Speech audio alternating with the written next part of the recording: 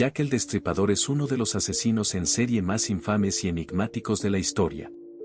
A finales del siglo XIX, este misterioso criminal aterrorizó el barrio de Whitechapel, en Londres, dejando un rastro de miedo, confusión y especulación que perdura hasta nuestros días. En este video, nos adentraremos en la historia detrás de Jack el Destripador, explorando sus crímenes, las teorías sobre su identidad, el contexto social de la época y el legado que dejó en la cultura popular. A finales del siglo XIX, Londres era una ciudad en transformación. Con la Revolución Industrial, la población creció rápidamente, y con ella, surgieron problemas sociales significativos.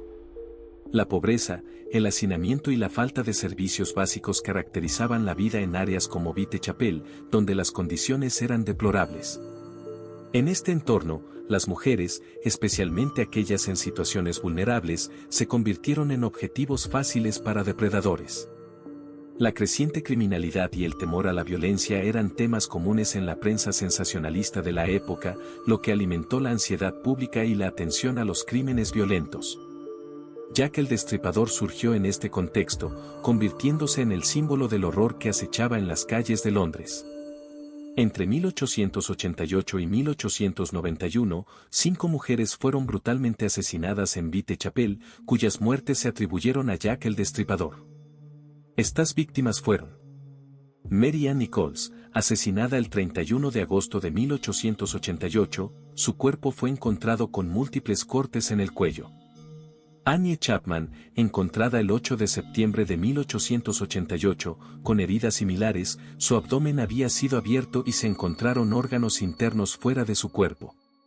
Elizabeth Stride, asesinada el 30 de septiembre de 1888, fue hallada con una herida en el cuello, pero sin la mutilación que caracterizaba a otras víctimas.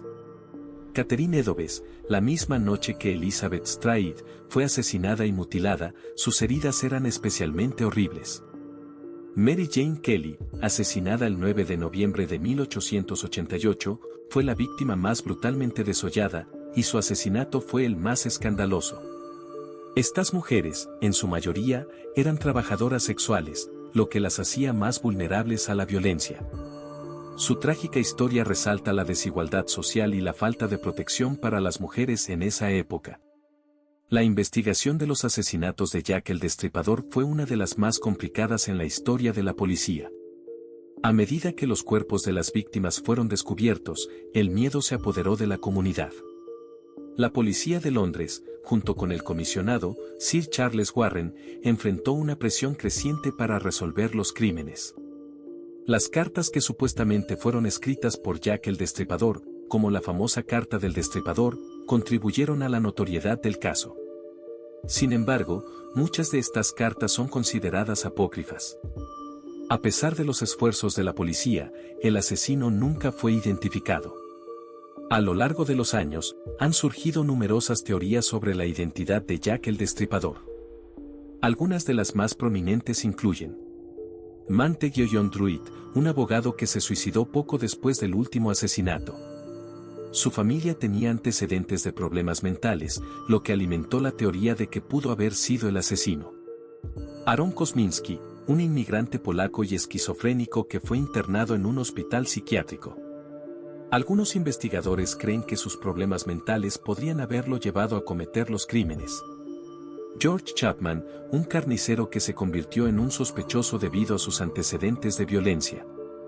Fue condenado por envenenar a 3 esposas, lo que generó especulaciones sobre su posible conexión con los asesinatos de Whitechapel. Prince Albert Victor, se teoriza que el príncipe podría haber estado involucrado en los asesinatos debido a su estilo de vida escandaloso, pero no hay pruebas sólidas que lo respalden.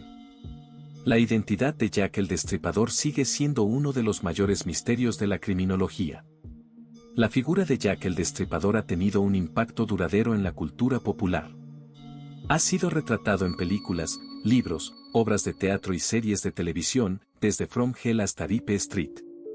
Su historia sigue fascinando a la gente, en parte debido al misterio que lo rodea y al horror de sus crímenes. Además, el caso ha llevado a un interés en la criminología y el análisis criminal, fomentando el desarrollo de técnicas de investigación que se utilizan en la actualidad.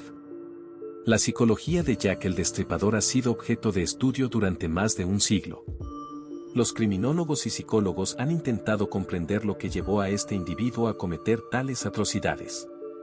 Algunas teorías sugieren que pudo haber sido un asesino en serie impulsado por una necesidad de control y poder sobre sus víctimas.